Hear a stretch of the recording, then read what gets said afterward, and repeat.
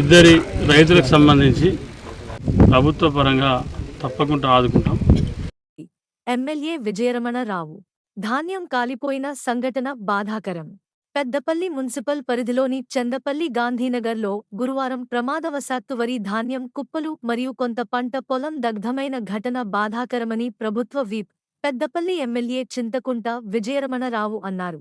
శుక్రవారం ఘటన స్థలాన్ని పరిశీలించిన ఆయన బాధిత రైతులు తోట రామకృష్ణ, తోట రాకేష్లను పరామర్శించి తన వంతుగా నగదు సహాయం అందించారు.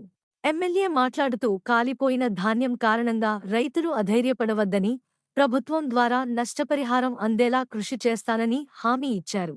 రైతుల పట్ల కాంగ్రెస్ ప్రభుత్వం చిత్తశుద్ధితో పనిచేస్తోందని, ప్రతి ధాన్యం గింజ కొనుగోలు చేసే బాధ్యత ప్రభుత్వం తీసుకుంటోందని పేర్కొన్నారు. గాంధీనగర్లో నష్టపోయిన రైతులకు అండగా నిలుస్తామని తెలిపారు.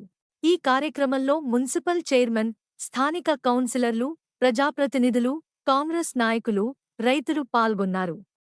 రామకృష్ణ, తోట రాకేష్ ఇద్దరి రైతులకు సంబంధించి చందపల్లి మున్సిపల్ పరిధిలోని చందపల్లి ఏరియాలో మరి నిన్న 15, 16, 17 వారికి సంబంధించినటువంటి రైతు సోదరులై ఒక రైతు కొంత వరిధాన్యం దెబ్బతిన్నది. మరి రామకృష్ణ అనేటువంటి రైతుకు సంబంధించిన పొలం 2 ఎకరాలు ఉంటే పూర్తిగా 2 ఎకరాలు ధ్వంసం అయిపోయింది. మరి ఆ ఇద్దరి రైతులకు సంబంధించి ప్రభుత్వ పరంగా తప్పకుండా ఆదుకుంటాం.